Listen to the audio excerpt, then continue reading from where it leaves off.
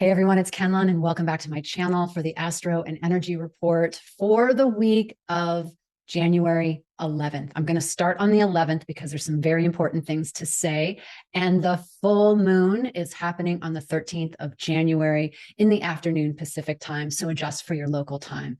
So if you can't tell already, you might be living in a cave and you don't know, but it is a highly emotional moon. So the moon is in her glory in the sign of Cancer, full moon in Cancer. The moon rules Cancer, so she loves it there. And there's a little wild card happening. And guess what that wild card is? The masculine. The masculine is sitting with the moon, the mother, the divine feminine, the divine mother. We can call her maybe Bhuvaneshwari, the one who holds the whole universe. And we're going to draw upon her in this activation today because we need it. We need her. So interestingly, we have Mars in Cancer.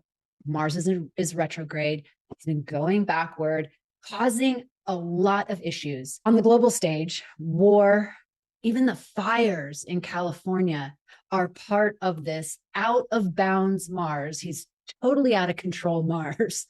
Even like in politics, the bro nature of politics is also this Mars in Cancer retrograde. We've just got a lot of masculine energy, and thank the goddess that we have the mother on the scene. Oof. Think about all these bro dudes, Elon Musk and Donald Trump and anywhere else crypto dudes, all the bro dudes, they all have mothers. They all have mothers. So let's embody the archetype of the mother in this moment, because there's a ton of emotions that are flying around. It is a tender time. And with that Mars retrograde, it can leak out as passive aggressive if we don't deal with those feelings that are underneath. There's a lot of grief in the field right now for a variety of reasons. There's lots of letting go, lots of endings happening as we are moving into this new age. And then the fires. I'm in San Diego area. They're about 2.5 hours from me. And it's just devastating. It's like witnessing, like Gaza, witnessing a tragedy. And all I can do is witness, right? So this moon is helping us get into our emotions. And I want to talk about that because we don't want to get stuck there. We don't want to get depressed or anxious or hopeless. That will do nothing. That's not really what we're called to do as high vibrational beings, the truth of who we are. It doesn't mean that we say it's all good when we're looking at, no, actually it's devastation. It's wipeout. It's Kali Ma. It's the phoenix turning to the literal ashes, like burned up.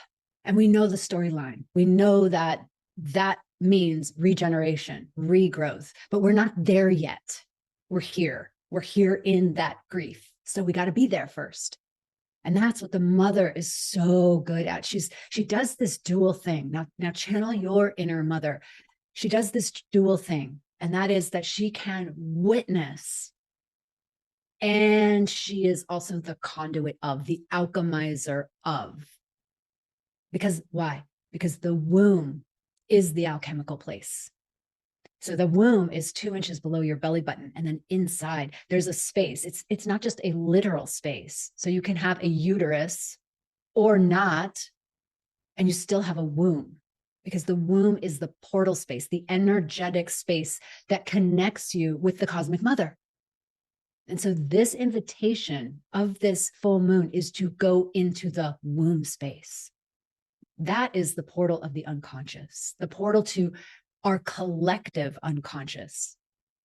And that is really the moon, when it's dark, represents the unconscious, and then the sun illuminates this unconscious. So we're going to see things in a full moon that we don't see otherwise. And it could be seeing the fulfillment of something, the fruition of something, the completion of something. And I'm going to talk about that too, because that's a personal way you can apply this. We can see it in the collective way. So let's deal with the collective first, because we have this Mars energy, which is also a personal planet. And the sun and the moon, they all affect us personally, and they're affecting us in the collective consciousness. So let's learn how to feel our emotions, like go up a notch in that.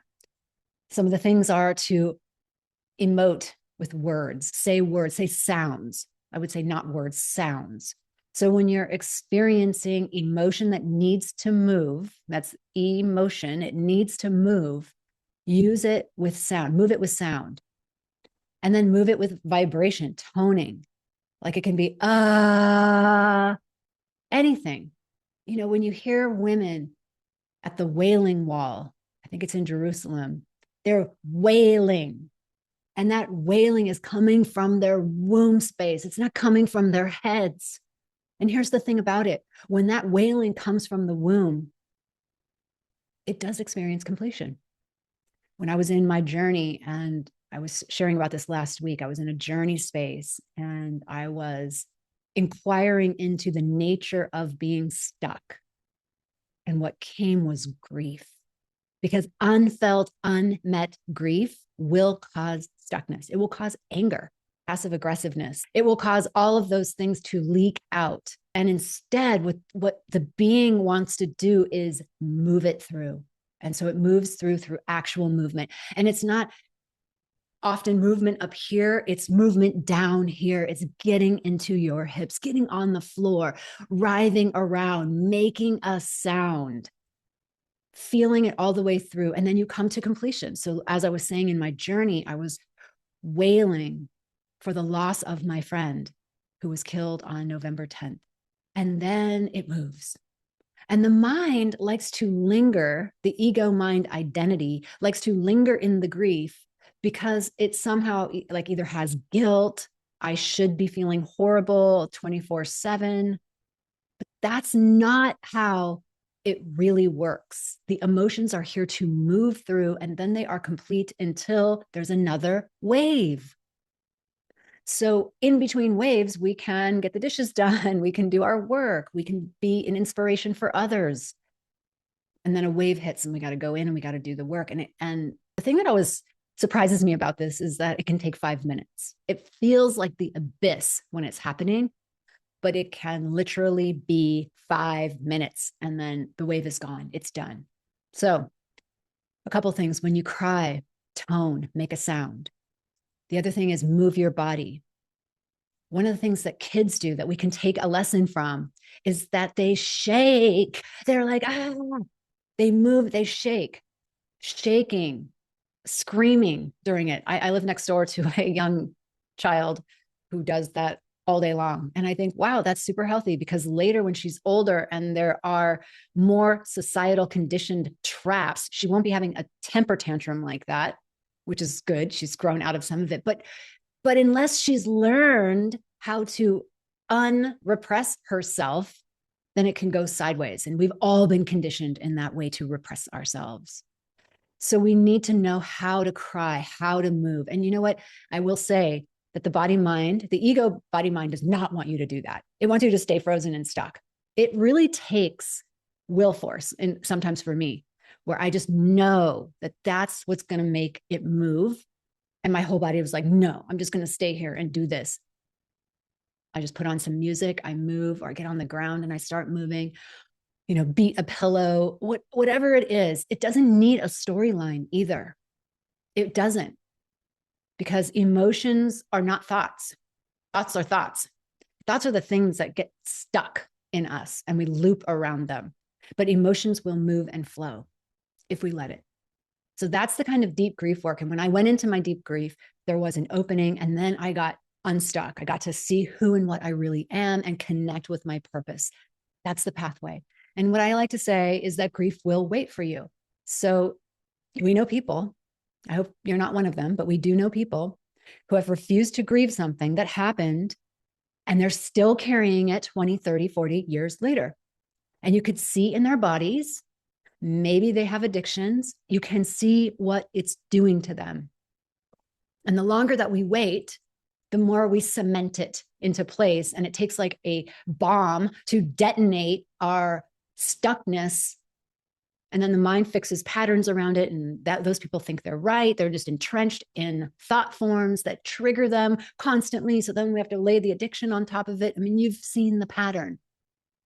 So the antidote to that is Go into that womb space, feel it. You can start massaging it. You can put oil on it. You can do castor oil packs on it. That's going to be all really good things to do for this full moon.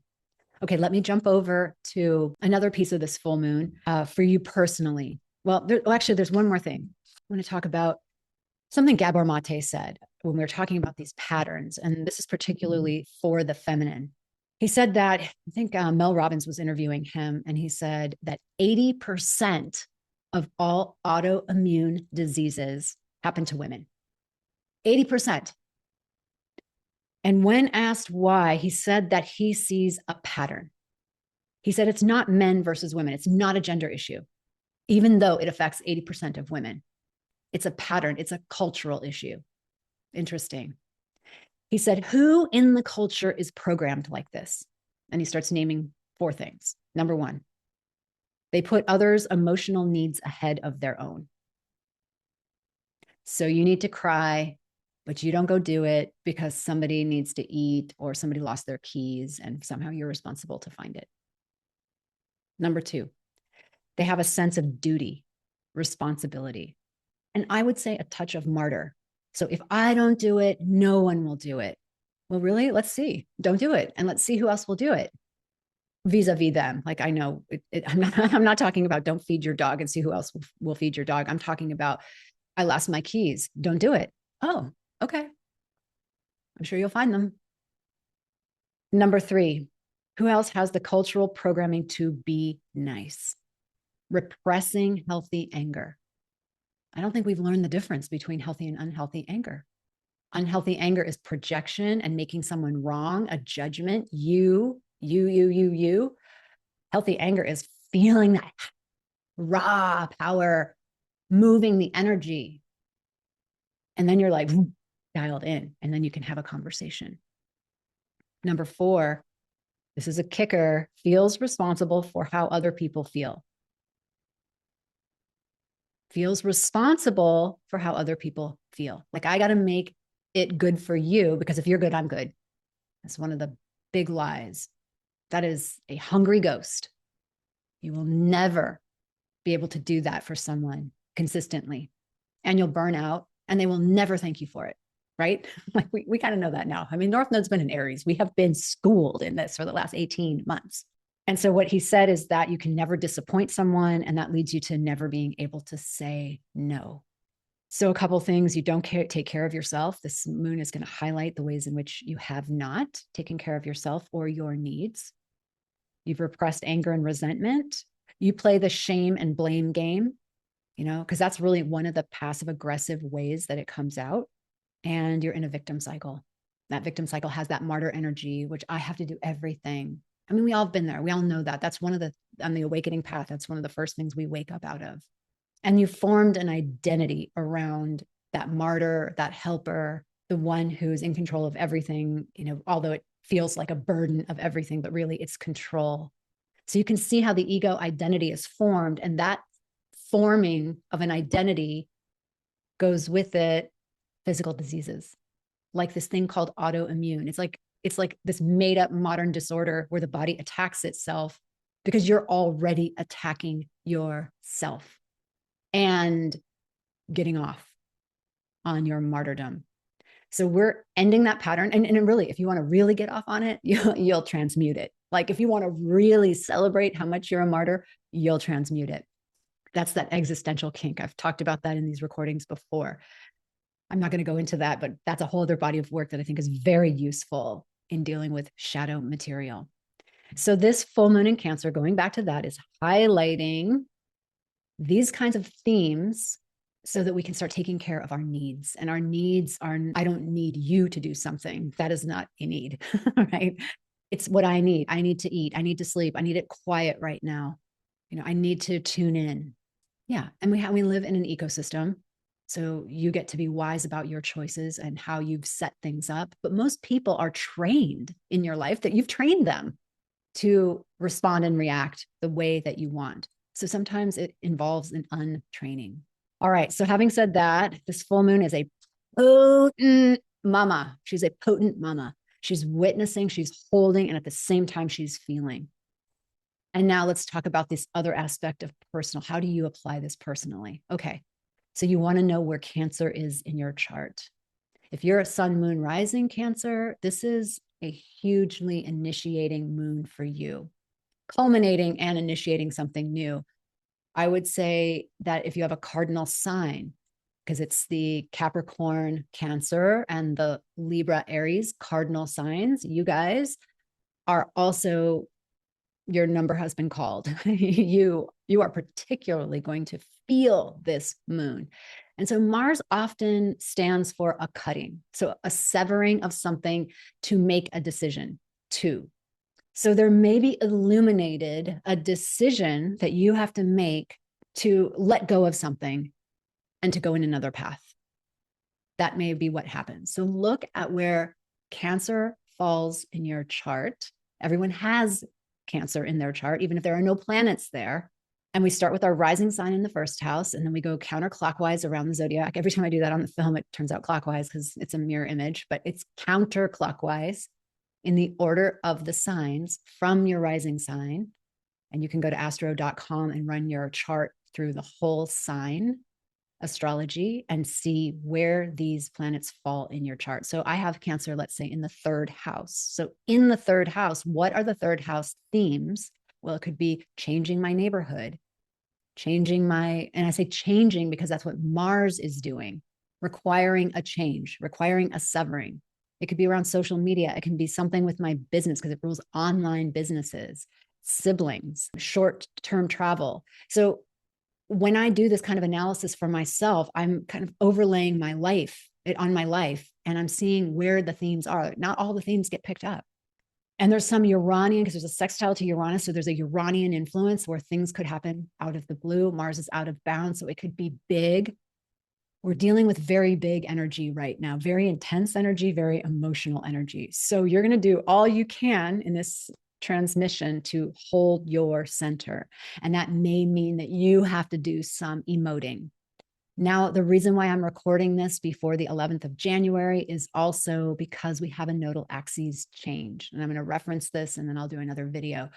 But here we go. Another cycle change. Now, in some astrology, this is not happening until the end of January. And that's because it's a point in the sky. And the sky is vast. And so it's not an exact science. But we're saying that right around now, the nodes change, the nodes of fate change, and the North Node is moving into Pisces, out of Aries. So right now, before that happens, the nodes are at 0 degrees. North Node is at 0 degrees of Aries. So because it retrogrades backward.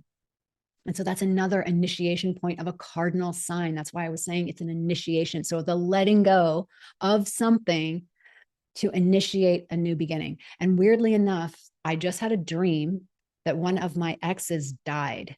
Now, I don't think that was a premonition of what really happened, but it was a severing in my own mind because Aries for me is in my 12th house. That is the house of dreams. And that's 0 degrees. So it's like saying, hey, Kenlin, you want a new fresh start. We're going to have to get rid of the furniture. Like that person's not in my life, but the furniture of that person could be in my subconscious. That gets moved out of the way through this death process that my psyche is sharing with me, like not all dreams we remember, so that I can say, oh, there's something freed up. There's some space that's freed up. So now we're going to initiate something new in the Cancer part of my chart. Like all this shit's a mystery, right? They're all so interconnected in beautiful ways that just trust that behind the scenes, it's already happening. You don't have to like make it happen. It's already happening. All right. So the nodes of fate are shifting. We're moving into a Pisces North Node, which means a Virgo South Node. We're on a new axis. It hits new signs in your chart or new houses in your chart. It's just a new game. It's a new ball game and new energies. And so this is a big clearing out, a fulfillment of something, a severing of something, a completion of something to go into this new space. So let's right now remember our Divine Mother. Remember that we are that. We are the archetype of that through our womb space, holding space, witnessing, and also feeling and moving it through, not letting it get stuck up here. No need. That's just a logjam, right? Okay, let's gather all the positive energy that we have generated here and dedicate it to the merits. May all beings benefit from the merits of our efforts. And so it is. Thank you for being here.